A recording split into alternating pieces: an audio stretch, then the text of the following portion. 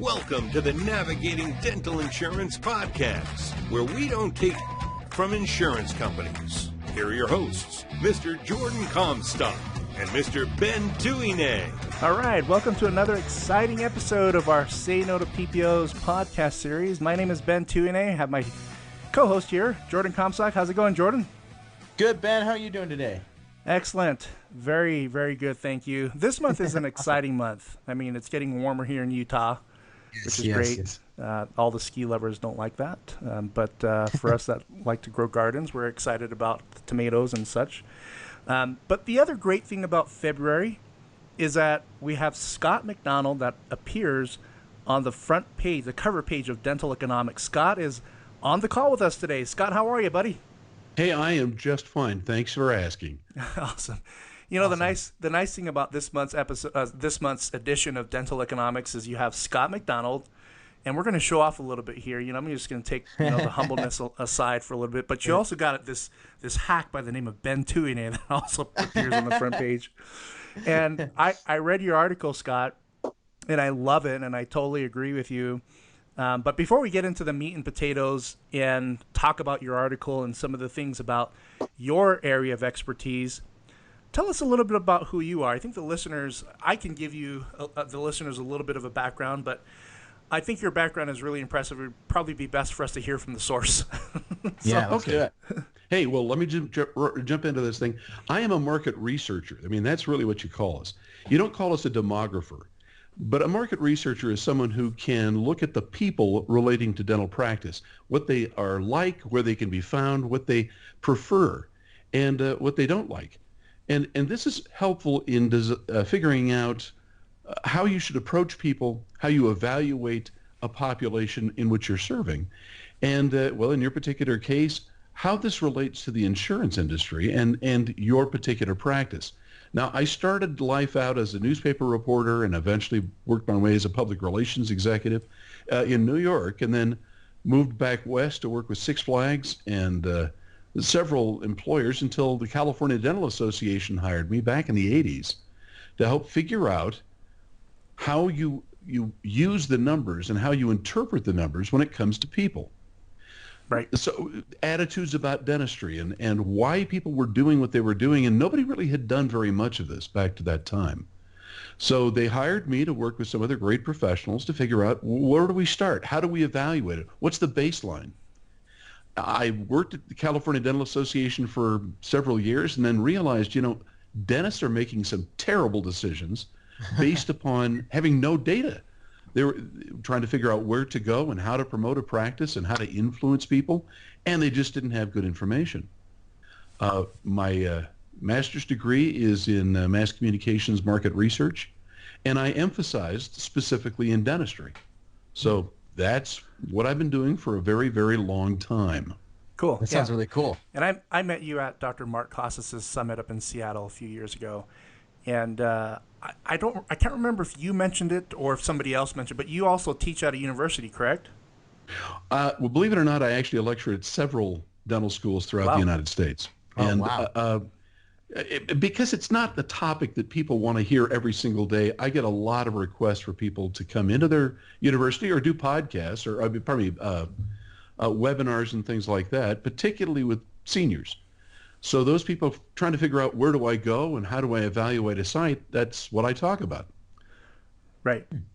That's pretty good. I think there's so many different things that you do. I've sent many clients to you. As a matter of fact, I was talking to a client this morning, and he used you, and I asked him to get a hold of you. Maybe after this call here, we'll ask some of the questions that he's asked me that might be a little bit too sensitive for the recording in terms of demographics. But I love your article where you talked about kind of a cost-effective way of attracting patients. There are a lot of younger dentists that want to focus on what the insurance people call the how do you call it? The immortals, the younger generation that immortals. Yeah, the younger millennials and whatever the next generation, the generation, what is it? The Xers or I don't know what it is, but it's the younger generation of people that really don't have dental needs. And I really agree with you. I get the question a lot of, should I focus on the millennials, the folks that are just right out of college? But I guess my question for you, Scott, is what's the most effective patient base? Like where should you find the most cost-effective patients to treat? Is it the wealthy? Should they have platinum dental insurance? Should they be living in mansions? I mean, where should doctors go to market to find solid, good, long-term patients? Okay, now I'm just going to give you real live answers here. This is not going to be necessarily politically correct. It's just true. Okay. Sure. Yeah. Okay. Now, We're ultimately, what unfiltered. you're trying to find people who are spending money or want to spend money on dental care. Now, it's not necessarily true that the people with the greatest need are going to be your best patients. Fair enough? Yeah. Fair. Yeah. I mean, a lot of people out there who need a lot of dental care and will not spend a dime or cannot spend a dime because they don't have any money. So ideally, what you're trying to do is to get a cross-section of the population that is likely to want what you're offering and be willing to pay for it. Now, if you're trying to avoid a PPO, and often what people are trying to do in a PPO is to get something for nothing. You know, they want to pay little in insurance and they want to receive lots of benefits back. Right. Well, that's just lovely. I mean, I wish I had wings that could fly too, but that doesn't necessarily happen. Yeah. So who is it you're looking for? Again, you're looking not for everybody, but a cross-section of the population. There is a demographic fact, however, or a factor or two that you want to keep in mind. First of all, people with greater age are the ones who are more likely to spend money on it. Now, I'm not talking about people after 75, because adults over 75 years of age often have gotten a dental condition clinically where they just don't see that their needs are that great. So you want to find someone usually younger, but ideally with sufficient income, and I mean income. The working old are probably the sweet spot for what you're trying to do there. They're the ones who are going to spend most, they have most disposable income, and ideally you'll find a couple of other factors aside from just having money to do that. And one of the easy factors to consider is educational attainment scores. Now, a lot of people think, yeah, I want the rich. Well, yeah, the rich are fine, but people who have greater education typically will have a longer view about clinical delivery. They'll say, I see the benefit of endodontics, for example. Now, remember, a lot of people will say, yank it, doc, I don't care. Those are usually people with lower income. Yep. They may have money, but if they don't have a longer-term point of view, they're not willing to literally invest in their dental care. That's why we look at, first of all, age, second of all, disposable income, and third, educational attainment as being the cross-section factors that you're going to look for. Gotcha. You use the phrase working old. How would you Yeah, that's describe interesting. how would you describe a working old? In my mind, I'm thinking of 35 to 65, somebody that's working, established in their job, has savings, has stable income. Well, That's because you're young. Okay, now look, at 35, at 35, you don't have any money. I mean, you may have employment, you may be working, but you also have so many places to park your money. right. And it's different as you get a little bit older. Okay, simple fact of life. I am 60 years of age. I was kind of expecting applause. Don't worry. It's Yes. all right. Yay! I'm 65. You made it. I've made it You look that young. far. I don't have any... Oh, you're so sweet. Okay. And I'm sucking up to the guest. Yeah. No, the thing is, Yeah. Nice, Ben. you want to find people who have places that they can put their income. Now, remember this. Disposable income is actually a term used in demography to describe how much money you have left off after you've paid your vital bills, which would usually include your transportation to work and also your home. Right. The longer you're alive, you're going to tend to have more of that as you pay down your housing expense. Okay? Mm-hmm. Now, a fourth factor, by the way, I should kind of sneak in here is credit worthiness. People who have greater credit are a little bit more inclined to spend their money than people who are up against the wall when it comes to how much money they have in terms of credit. So we're coming up with a cross-section of the population that would tend to make this group of people more cost-effective to bring in as patients than others. Now, I'm going to tell you something, and I've told this to other people. I am now reaching the age that if I drop change on the floor, I'll count it to see if it's worth the trip. Okay? Now, after a awesome. while, you realize it may not be, okay? Because Yep. I kind of, my wife and I go out to eat, and I don't care really if the food is perfect, if it's hot, I just want to be treated like an adult. I'm not willing to put up with some snotty waiter. I'll just go, hey, buddy, go get a real job, and I'll leave, What do they call that? They can be an actor or something. I don't know. But, waiting is not what you want. There's a phrase for that. You get a little cranky. Yeah. Go ahead. Well, you know how you can always tell the most important thing that an actor needs to learn, right? The magic words. Would you like fries with that? So anyway, you get the idea. So I do. We come up with a cross section. Now, here's a quick little thing about demographers. I can find a location that will have lots of those people. Okay, the people who have money, who are age, who disposable income, good credit. I can find them. The problem is they may not exist in places you want to be. So if you don't want to be there, it doesn't matter if I find some Shangri-La wonderful place if you don't want to be there. On the other hand, let's say you have to be in some place. Maybe you're taking care of an elderly parent, or you've got a custody situation, and you have to be in that location. Then what you're trying to do is to find the cross-section of the population in your local area that will be good for you to approach. Now, they don't always look like everybody else. They may not look like they do in one city and another that are going to find that sweet spot. They may be of different ethnicities or language groups or religious groups or whatever. Because of that, it matters where you are currently. And then we help to figure out how do you find those people, and then how do you reach them. That's where we talk about psychographics, which we may talk about in a little bit. Yeah. Interesting. I like that. So Scott, I got a question for you. Go ahead. So how can just our audience out there, how can they look at the potential patient base of their practice to attract more patients? Okay, and this may sound a little weird, but first of all, you have to realize every practice is much smaller than most people think. Geographically, the distribution of population is not as big. So when we talk about how do you examine it, you have to look at, first of all, how large is the core of the practice. If you have 3 to 5 zip codes, which, by the way, is the average for most practices to get 80% of their patient base, they come from between 3 and 5 zip codes. They don't come from all of Chicago or all of Los Angeles. They're coming from a portion of it.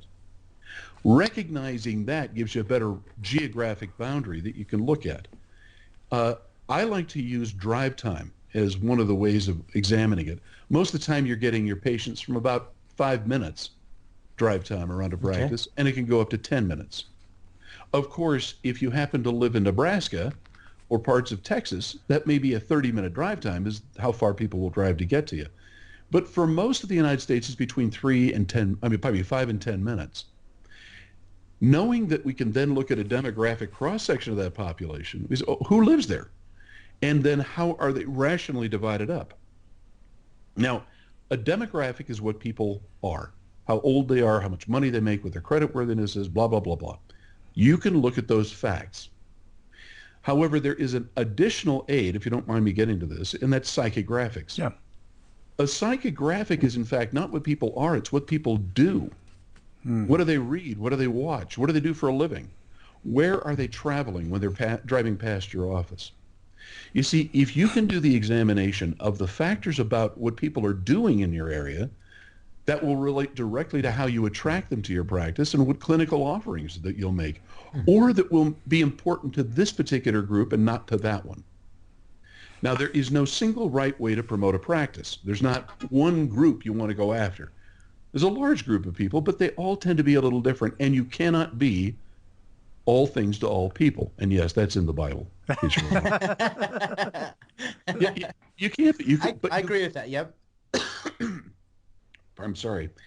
If I pass out or something, call 911. I will. I know where you live. We'll send really it to you. Okay. So the deal is, if you're trying to understand your patient base, you have to understand it's not like every other area, your 3 to 5 zip codes. And within those, you'll usually find perhaps 3 or 4 dominant lifestyle groups. What each of those lifestyle groups is maybe a little different than what everybody else wants in your area. Or, Right. pardon me, in the world, I should say. Now, You're trying to determine the discrete differences between population that you can act upon. Some people get the idea that there's one way to promote a practice. And you know what? That is just, well, as we say in Utah, horse manure. I'm sorry to use the let's keep it PG. We got children in the cars. So. Yeah, I'm sorry. Yeah, no, you're fine. Horse nasty. Yeah, we there can call it that. But the point is, you have to recognize what is good for this particular group may not be what the other group wants. And I could even divide that up based upon specialty practice. For example, I brought up endo. Now, you know that there's a sweet spot for endodontic services, right? Even if a GP is doing root canals, he knows that most people aren't going to get a root canal until they're at least 40. You also know if you're going to do orthodontics or any kind of orthodontic treatment, even if you're not an orthodontist, and you're doing Invisalign or whatever, you're going to be looking for usually adolescents. And adolescents, based upon their age of start, will go between 12 and maybe 18. That's going to be the sweet spot for an orthodontic start. So if those are the services that you want to offer, or you happen to have a lot of people in that group, you can make those offerings. But they're not going to be so good everywhere. But I had a doctor in Florida who said to me, he was in that part of Miami. I don't know if you've ever been to these places where they have these high rises of senior citizens. Yeah, I've been there. You know what I'm talking about? And they run ambulances 24/7 without the lights on. You know what I mean? Yeah. Okay, yeah. Okay, it's because it's God's doorstep. Yeah, Right. it's God's doorstep. He had the idea, I'm going to put an orthodontic practice there because my dad lives nearby and I need to take care of him. I said, what are you, crazy? There isn't a single kid in the area. Don't do that. Oh my gosh, yeah. So it's kind of a graphic idea, but it's true. You have to find people that are going to want what you're offering. Right. Or you need to figure out what to offer to the population that's found there. Yeah. It's kind of a chicken or the egg, one or the other. You know, Scott, when I have doctors call me, they call me, they're fee-for-service, and they say, Ben, I want to join more insurance plans because I just need more new patients. My first inclination is to send them to you so they can really learn the psychographics of their area, the demographics of their area. Because in my belief, signing a PPO plan or PPO participation, it doesn't necessarily guarantee that doctors will have patients coming in, which kind of leads to another question that I have. So, I'm thinking about demographics, and I know a lot of our listeners, when they think about demographics or marketing research study, a lot of us watch TV, and I'm thinking about how McDonald's. I mean, today I went to get that new Big Mac. It's a little bit bigger than the regular Big Mac, but how does that song go? There is a sucker born every minute. How does that go? I forgot the word. That's from Barnum, by the way, the Broadway show. Anyway, go ahead. Sorry. No, it took McDonald's at least 5 commercials to get me to go and buy that Big Mac. And I'm thinking, in dentistry, how do you market the same way? Is there a single thing that everybody wants from their dentist, or are there needs that are unique to people in certain demographics and psychographic profiles? I mean, how do you approach a market research looking at single needs that people want? Does that even exist, Scott? No, it doesn't. No. And by the way, it's unwise to make overbroad assumptions about what you're offering and what people want. So let's go back to that question you had about fee-for-service. Yep. When you ask a dentist, all right, what is a fee-for-service patient like? Well, a lot of times they'll answer in odd ways like, well, I don't know, they're all rich. That is not true. That is not how you define a fee-for-service type patient. However, you realize there is a demographic difference between a fee-for-service and a non-fee-for-service doctor. Right. A patient, pardon me. Now, I am a fee-for-service patient. It's not that I can't get dental insurance, but I realized there is no such thing as a free lunch. You might want to write that down because that's so true. So what is it that attracts me to a practice that is offering fee-for-service? Well, first of all, I want to be treated like I'm the king of the universe, okay? I do not go in there to be a number or just take a number and 15th person in this line get in the chair. I want them to remember who I am. I want to see the same people. I want to see the same dental assistants and hygienists every time. I want to build a relationship with these people. Now, having a little higher education than most, having a little more money than most, that's what a fee-for-service patient will tend to be. It does not mean, by the way, that people who are PPO patients are necessarily evil or wrong or awful because they have bad insurance. It does, however, mean that there's a difference in how much you're going to make on the patients that you serve. Right. There is that cost efficiency that we go into. So when we talk about the difference between a fee-for-service and a non-fee-for-service patient, it's primarily psychographics. There are things which indicate whether or not a patient will be a fee-for-service patient based upon other purchases that they make, other decisions in their lifestyles that will say, yeah, this is something that these people want. Now, you may be surprised to find out that upper-end renters of a particular age group act very much like single-family home owners. Some people get the idea that home ownership is going to be the big determiner, and it isn't. However, creditworthiness is. Right. Educational attainment is. Income is. So given that those are factors that you need to take into account, that's how you can kind of determine whether or not this is going to work in this particular area, and it should give you an indication on how to promote the practice to them, because they're buying fee-for-service type stuff outside of dentistry. Yeah. Interesting. Yeah. I like that. I do too. I'm pleased that that's good. Here I am writing notes. I'm like, I'm recording this for crying out loud. You're writing notes? That's great. Yeah. Yeah. That's Okay. awesome, Ben. So you keep mentioning a word, psychographics. What does that word mean? Okay, well, as I was mentioning, if demographics are what people are, psychographics are what people do. So let me go a little bit further. Arnold Mitchell of the Stanford Research Institute back in the 80s did research to figure out why do people do what they do and how do we define populations differently. He came up with 9 American lifestyles, which at the time was remarkable because he did a lot of research to figure out what makes people different. Right now, psychographic data vendors usually have about 65 differences, 65 distinct groups. Now, they can tell you how many of that group exist in any neighborhood by zip code or by drive time, how many there are, and a great deal of data goes along with them. Now, what I did when I first started doing this company is I took some of the existing psychographic research that was out there and applied it to dentistry. And I could tell you in certain groups that this group is going to be a public assistance type patient base every single time. Doesn't mean they're evil or wrong or whatever, but it just means that's how they think. That's what they do. Others are going to be in varying ranges of what they buy. By the way, do you know that people who use smokeless tobacco rarely are fee-for-service patients?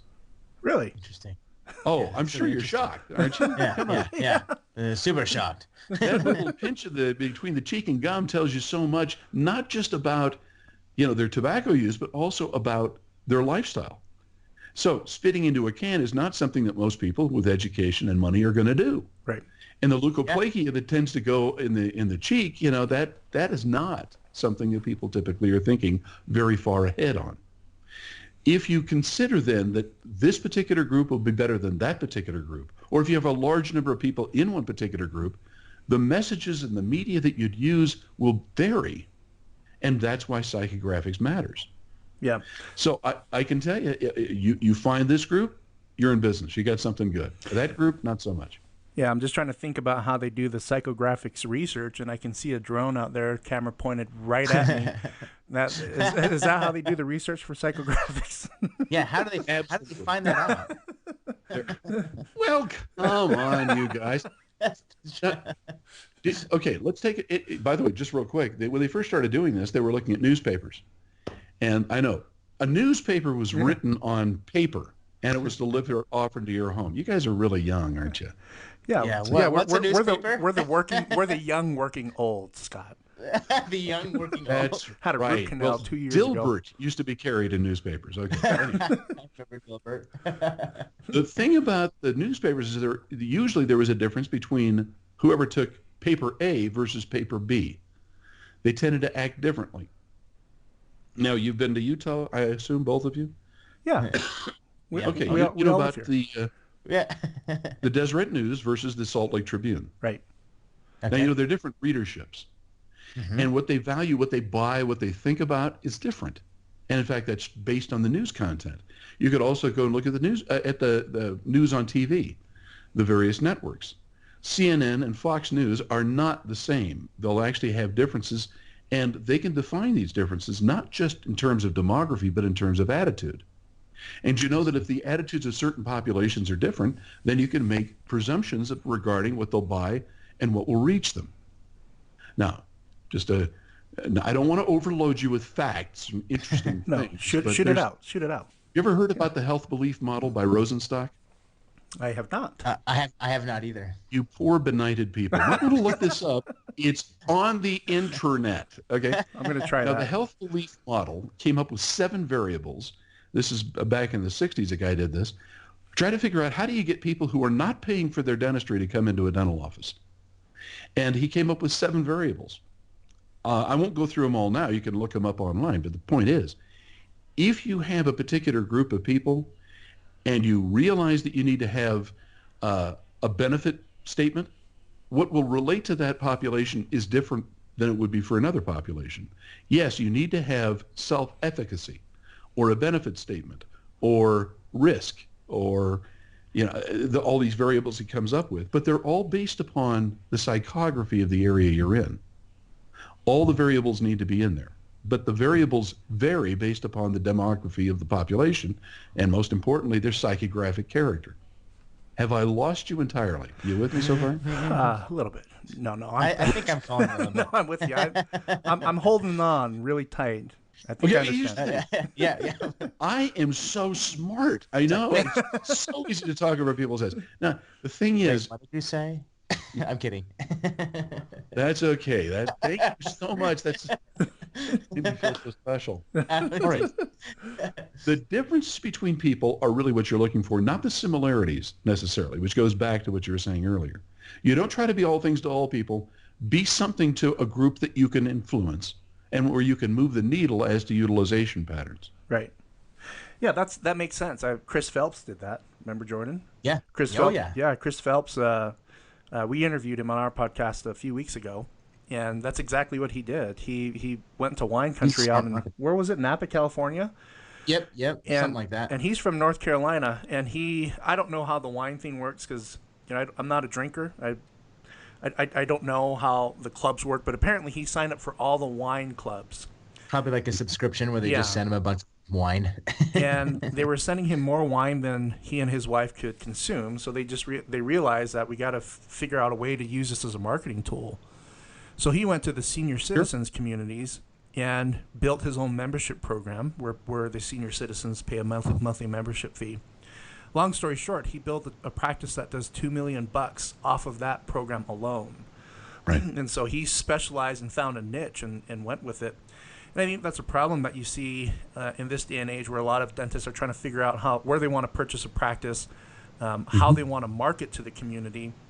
Yeah. They're trying to be everything to everybody, and then consequently, what you're seeing is a lot of dentists. And I'm not here to poke holes in any clinical argument because I'm not a clinician, but you do see a lot of malpractice suits come from doctors doing the type of dentistry that they don't specialize in, and I can give you a number of examples. Absolutely. Of that. And that's because their marketing it solicits an expectation from the patients that they do everything here at this office. Right. But I want to shift. You talked a little bit about fee-for-service patients, and you talked a little bit about how they're demographically different from people that have PPOs. I think our listeners would love for you to expand on that a little bit, and then a follow-up question to that our listeners have a lot. The theme of our podcast is "Say No to PPOs," and that's not in any way a message to boycott insurance. Our focus is how to be more efficient if you're going to participate with insurance or not, how to navigate the complexities of dealing with insurance carriers in general. So the first thing is, can you expand a little bit more on what is a fee-for-service patient? And then secondly, you talked about this a little bit before, but can you expand also on how is a fee-for-service patient demographically different from a PPO patient? If we were to look at the demographic characteristics, now I don't want to review what I've already said, which is about the age, the income, the creditworthiness, stuff like that. Those are indications of what a fee-for-service patient will tend to be. If we were to take them psychographically, we actually look at those categories like soccer moms, top 1%ers, comfortable retirees, or early retirees. Those are actually psychographic groupings. They make your easiest people to get for fee-for-service. However, You have to recognize it's not just a clinical definition, like a lot of dentists like to believe, but it's actually an attitudinal difference and an approach. You can't look like you are a PPO practice if you're trying to attract fee-for-service people. And it's not just what the furnishings look like, but frankly, if you got a big old stain on the floor from a leaky ceiling, that is not a fee-for-service attitude. It's not a thing that will attract those people who are more discerning. So we can take those outward manifestations of a fee-for-service patient and say, unless you look like the kind of place that those people want to go, you're kind of going to be in trouble. Now, what was the second part of that question you had? It was it was brilliantly put. What was that one more time? Are PPO patients and fee-for-service patients demographically different? Well, I think we can say yes, they're more distinct. I don't think there's good versus bad. I just think there's more likely to be able to influence those people than not. Right. Too often we have people who will say, I want these particular type of patients, and yet they're unwilling to do that which it takes to get them. That's where the disconnect might exist. I believe that fee-for-service patients are more ubiquitous than most people believe, but it takes a little more thought and effort in order to attract and maintain them within your patient base. That's kind of, I guess, what I'm saying. Yeah. What I'm saying. That makes perfect sense. Now, Awesome. By the way, you can look at Napa Solano, which is, by the way, Napa Solano Dental Society is where Napa, Solano, Sonoma are located, and that's that wine country that people talk about. Are those people distinct from those who are in Santa Rosa and San Rafael, not all that far away? The answer is yeah, they are different. Yes, each one of them will have fee-for-service type patients, but they won't be attracted in the same way. That's, I guess, one of the messages of relating demography and psychography to geographics. There is a distance. There has to be a convenient mentality to it, and the isochrones have to work for you. Right. So the message is, yeah, you just don't want to play guesswork like what a lot of people do, especially when looking for a place to build up a startup practice. Recommend you call Scott. I mean, listen to this episode 2-3 times and give Scott a call. Totally. Yeah. Or as we say in Utah, totes. Come on. Totes. So Scott, what are some of the big trends in the demographics of the United States? Are there places that are death on a stick or really gold on the horizon? Now, this is going to just tick some people off because I'm going to be specific. Now, really, I mean, no, I want to believe that I'm in heaven. No, you're not. Some places just suck hose water, okay? Right now, if you happen to be in Chicagoland, I'd say you be careful because right now they're losing so much population. They're bleeding people. And the same thing is true of Connecticut and Rhode Island right now. They're not doing well. They're not doing well because their tax bases are making it so that people who would normally be fee-for-service patients are deciding not to go there. Demographically, if we look at the trends like on taxes and upon the cost of doing business, specifically the people you're trying to reach are becoming rarer and rarer in some places and increasing in others. If you look at California, let's just take this real quick. People who are rich are not going to move out of California. And people who are poor, they're not going to move either. It's the middle class that's going to be the problem. So if we look at certain parts of the state, and I just lectured last week in Monterey, they're in a scary position because the people who are in the middle class, upper middle class, and that age threshold I talked about are not going to be inclined to seek fee-for-service care. Other locations are much friendlier to them. Now, there are only two ways that an area grows. And by the way, if we talk about important trends that you have to be tracking, one of them is a growth rate. An area grows through one of two ways. One is it grows because there's domestic immigration. I'm not talking about foreigners moving into an area. I'm talking about people move from one part of the country to the other. Some states are attracting a lot of people coming from other parts of the country. And as an example, Georgia and Florida are doing very well. A lot of people coming from outside of those states there. Parts of Texas, same thing. The other way that they grow is through birth rate.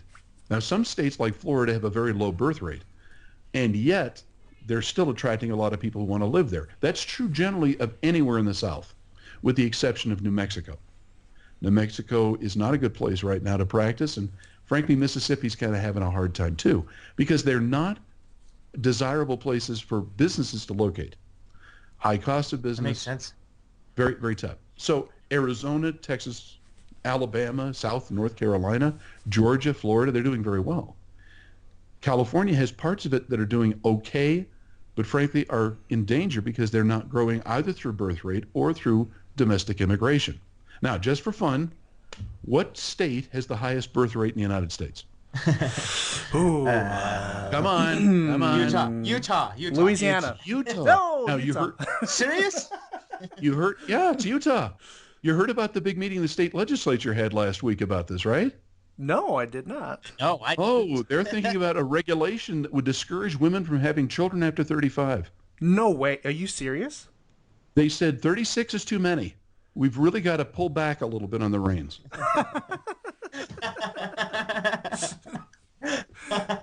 Now you recognize that's a joke, right? Yeah. Well, I'm here. I guess I'm the only one in this conversation that's pulling the numbers down because I only have one son. I've only got one daughter. Well, in our neighborhood alone. So Scott, this is a new neighborhood. It's 2 years old here in Lehigh. Yeah. On closer to you know where Gordon's practices, Dr. Gordon. Yes. Yeah, I do. I think he's done a demographic report with you. So my house is just north of him, a couple hundred yards north, and it's a small neighborhood. There are about 16 houses. But guess how many children we have in our area? I don't know. 55 under the age of 12. Oh my gosh! Holy cow! Now I have to remember I have 5 children, and because I'm in Utah, I have to say only 5 children. You only have 5? Yeah. Well, I was sick and we bought a TV. Anyway. Why Utah? I mean, all three of us, Scott, you're on the Silicon Slopes. Well, I guess I'm not necessarily part of the slopes, but you're up in Traverse Mountain, right? Right, and we look down on people like you, which is one of the passions. Yeah, we look up to you guys, and we look up to you. Yep. No, then Jordan. Well, Utah does have a favorite wine. I don't know if you knew this. Yeah, it's called apple. Yeah, I want to live on the bench. Yeah, you get it? Well, that is too funny. Sorry, non-Utahns won't get that. But yes, so why are we here? Yeah, why are we here? You have to remember, I was in California. I was born and raised in California, and I had my business there for almost 30 years. I moved about 4 years ago, and one of the reasons was because I'm a demographer, and I can figure out, oh my gosh, look how many people are moving here. There's a very business-friendly environment. There's also a thing called cultural accommodation. Lots of ways people refer to that. The point being, people are friendly toward new move-ins in some parts of the country and not so much in others. Yeah. Here, everybody is from someplace else. And a lot of people think, oh, yeah, everybody grew up in Utah. They don't. They actually come from a lot of other places. Right. There's also lots and lots of jobs here. So you can't swing a dead cat without hitting a high-tech firm. Yeah, absolutely. Yep. And I've got the dead cats to prove it. They're right over there. And the thing is, there's so many jobs, and those jobs pay reasonably well. There are also some serious universities here. Yeah. That go along with it, and all the other infrastructure makes it so it's easy to practice here. Right. There's a misconception that Utah is such a horrible place to practice, but every client that I have here is doing very, very well. And they complain that the fees are so low, standard fees, PPO fees are so low. But of the clients that I have here versus Bellevue, Washington, the clients here seem to take home more money. They may not be doing as much revenue, but they're taking home more money than other places across the country. I thought you included Chicago as one of the places that's not great to practice, and I thought you were doing that because the Chicago Bears are just not doing very well these days. But, well, obviously, I mean, obviously, we all judge locations by their professional sports franchise, right? Sorry, Lance Briggs and my good friend Brian Urlacher. Didn't mean to offend you too, but so is. Here's just another question. Is the Midwest, like Detroit, we saw a huge decline in population over the last 10 15 years. Is Chicago on the same path? It is. Wow. And I wish I could tell you it wasn't. One of the things, though, that we're seeing, if you asked about national trends, the point is, if it's difficult to set up a business, and I'm not talking about a dental practice or any other kind of small practice. I'm talking about a place that employs a lot of people. The cost of having a business in Chicago, real estate's expensive, crime is high, and the tax base is ridiculous. Yeah. Detroit went through the same thing. And remember, Detroit was governed by a mayor who absolutely hated a segment of the population and wanted them to be gone. And they did everything they could to get rid of middle-class businesses, particularly professional practices. Right. Many of them moved just over the border from Detroit. But I drove through Detroit a couple of years ago when I was speaking in Michigan, and oh my gosh, it was sobering. Now, there are lots of places that have a death wish. Sorry. Lots of places that have a death wish as far as growth is concerned. Chicago happens to have a death wish. And by the way, so do a lot of parts of upstate New York. Right. It's terrible. And so when you look at that, people say, well, should I go there? I have to say, well, let's look. Do you have such a strong advantage of going there? Should you go there? Well, maybe. But if you don't, I want you to think 2 or 3 times seriously about whether that's a good spot for you to go. Right. And it doesn't have to be on a whole state. It can actually be in a much smaller geographic area. So that's what you have to use to determine your likelihood of success. Probably doesn't help in Chicago the fact that Delta of Illinois, I don't know what the issue is specifically, but a lot of doctors haven't been paid by Delta Dental for a long time. And, we're not bringing this up to scare those that are in Illinois, but these are just facts, and it's important for everybody to know the demographic facts about their area, including the psychographic profiles. Scott, how do people get a hold of you if they're interested in writing a demographic report or a psychographic profile? How can they? Well, I'd suggest go to my website at drdemographics.com, and that spell it out or DR. It's either way works, but DOCTOR demographics.com. Now, the reason I'm recommending you go there is I have lots of low cost and free things there. We've got our own little website, our own podcast, in which I literally every week will say, this area sucks and this area is wonderful, and here's why. But awesome. I will also talk about how to evaluate. We just went on curb appeal, how you evaluate the cost efficiency of a curb appeal. And by the way, for those wanting to serve upper income populations, fee-for-service types, curb appeal matters. Yeah. And so when we start talking about factors regarding where to go and how to go there, the website has all kinds of resources on it. I have little videos, and I also do a thing where we have the demographic weatherman, which is a character I do. We'll talk about what the weather demographically, you see, it's a kind of a play on words. It's spelled whether or not. Yeah. You do it. Nice. I know you're thinking, my gosh, this man is brilliant. No, sorry. That's exactly what was going through my head. Was that right? Yeah. Unfortunately, you can also see the feed video-wise, and you're thinking, man, is this guy going to drop dead? He's like, I'm like the portrait of Dorian Gray, the portrait part. Only we can see your face, but everybody, I think you have a good radio voice. But you're also a very good-looking man too. I wish everybody could see you. Thank you. Thank you. I'm blushing. So anyway, that's how you do it. DrDemographics.com's a quick way to do it, and drop me a line or write me a note. I by the way, one of the things I do that's a little different than others is I also do telephone consultation. Some people have to get big reports when they do this.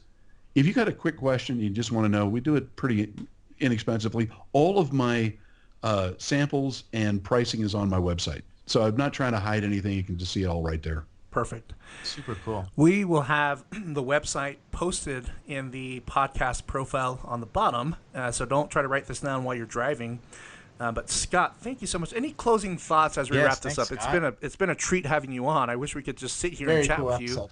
Of course, joke around like we did before the podcast. But let me just I know, and we were so funny. And then what happened? Yeah.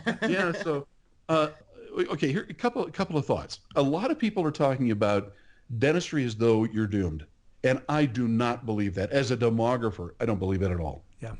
I don't think that dentistry can be carried out the same way it's always been.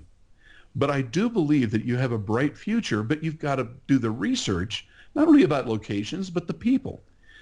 Your service, where you're talking about helping people to develop a more cost-effective means of handling insurance, is a brilliant manifestation of that trend. I think it's very smart. You're smart folks. Excellent. And I think, Scott, your podcast, it's fun. It's educational. So go to Scott McDonald, DrDemographics.com. And in the menu section, you can find the podcast as well as his contact information if you want to schedule a consult. or a meeting with him. Scott, thank you again. It's a pleasure having you. Unfortunately, we're all here in Utah. I think probably within 5 miles of each other, but we're all connected here on our phones. But sometime in the near future, and we have a lot of meetings going on. Are you? And this is a question not just for me, but for others that might be interested. Are you open to taking on speaking and lecturing events across the country and here in the state? Oh, sure, absolutely. And let me just divide those into two parts. Yes, dental societies and clubs, reward programs that a lot of specialists have. I speak at those all the time, and I'm available for it. I even have a section with sample speeches and my kit. But for dental students, especially, because I know you have a lot of students, young people who are listening to this, I'll do those webinar things free and just set it up with them in their schools. I just do a boatload of those, and it's so much fun to help the young guys, Yeah. And gals. And gals. Yep, excellent. Sure. Thank you so much, Scott. Jordan, Scott, it's been great. I appreciate both of you and your time. And everybody should check out the show notes for contact information for Scott, and we wish all of you the best of success. And that's it, folks. We'd like to thank you, the listener, for making this podcast happen. We are a young podcast, but we are growing at a fast rate. In 3 months alone, we've captured over 20,000 listeners, and our support is growing day by day. One way that you can show your support for our podcast is to simply tell a friend about us. If there is an episode that you enjoyed, feel free to share it. Also, if there is a certain insurance-related topic that we haven't covered just yet, we'd love to hear about that. Please email us and send us a request at help@veritasdentalresources.com. Veritas is spelled V as in Victor, E-R-I-T as in Tom, A-S. help@veritasdentalresources.com, and we'll make sure to include that request in our next and future episodes. Again, thank you for your support, and we wish you the best of success.